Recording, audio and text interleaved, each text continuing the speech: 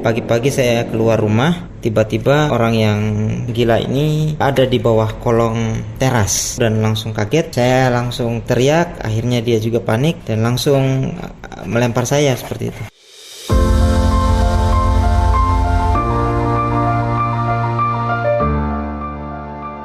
Keberadaan orang dengan gangguan jiwa atau ODGJ di Kota Bau-Bau menjadi perhatian masyarakat. Dalam beberapa waktu terakhir, sejumlah ODGJ terlihat berkeliaran di sejumlah ruas jalan, bahkan sebagian di antaranya diduga tidak memiliki identitas yang jelas. Kondisi ini tidak hanya memunculkan persoalan sosial, tetapi juga menimbulkan keresahan di tengah warga.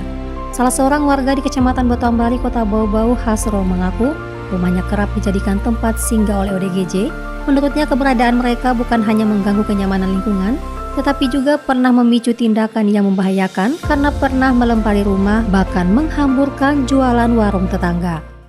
Jadi di warung tempat yang biasa saya beli roti untuk makan pagi, pernah didatangi sama yang disebut ODGJ ini. Beberapa jualannya itu langsung dihambur sama orang gila itu.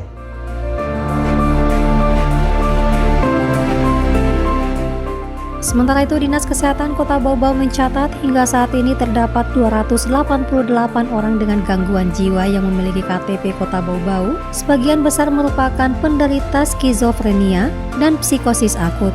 Kepala Bidang Kesehatan Masyarakat Dinas Kesehatan Kota Bau-Bau, Zainuddin Ishak, mengatakan setiap tahun selalu ada temuan kasus baru. Pada tahun 2026 jumlahnya kembali mengalami peningkatan, meski angkanya kurang dari 10 orang dibanding tahun sebelumnya. ODGJ sekarang yang kita tangani oleh teman-teman di puskesmas itu yang KTP Bau-Bau, ini punya Bau-Bau itu sekitar 287. Itu termasuk pasien ODGJ lama dari tahun lalu yang sudah beberapa tahun, ditambah dengan yang ODGJ baru.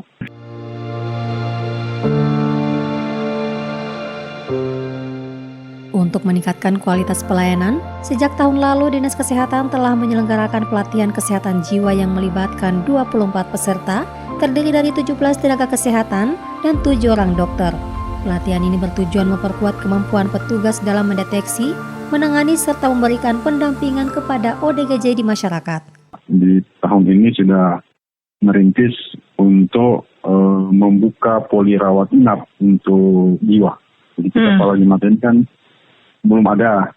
Untuk tahun ini rencana kita bangun ya minimal 4 kamar lah.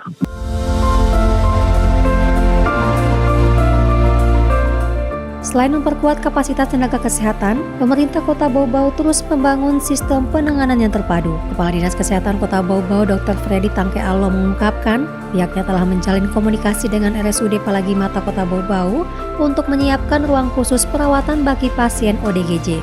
Menurutnya, kehadiran fasilitas tersebut akan mempermudah proses penanganan karena pasien tidak lagi dirujuk ke luar daerah. Kita sudah bangun juga komunikasi dengan dinas sosial, kemudian rumah sakit. Ya, rumah sakit dalam hal ini menyiapkan ruangan perawatan, ya untuk penderita ODGJ yang memang harus dirawat. Tapi pasca perawatan itu kan butuh penanganan lagi, maka dinas sosial yang mengambil alih.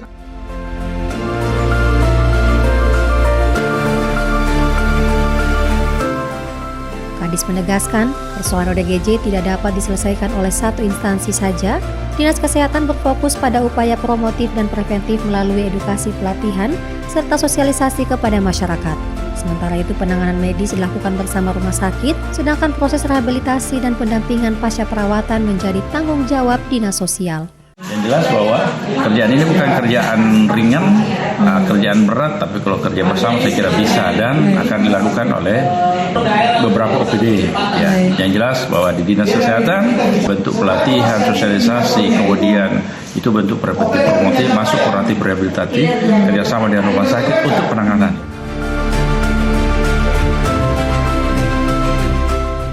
Saat ini pembangunan ruang perawatan khusus ODGJ di RSUD Palagi Mata masih dalam proses dan ditargetkan dapat mulai difungsikan pada tahun ini.